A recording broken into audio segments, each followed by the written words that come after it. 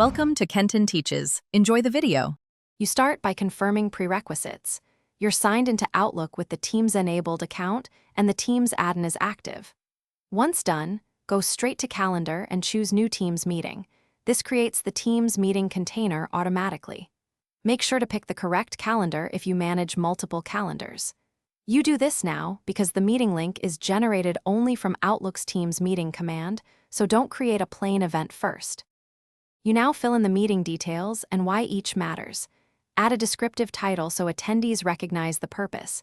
Invite people or distribution lists and use Scheduling Assistant to avoid conflicts. Once you pick times, set recurrence or time zone to support remote participants. Put an agenda or attachments in the body so attendees prepare.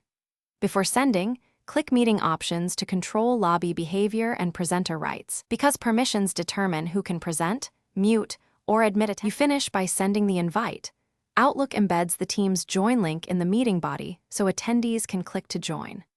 Once sent, open the calendar event to verify the Join Microsoft Teams meeting link appears. Copy and paste it into chat or a separate message if needed. If the link is missing, check that the Teams add-in is enabled in COM add-ins and restart Outlook. Reinstall the add-in only if that fails. This single trouble. Thanks for watching. Please subscribe if this video was helpful.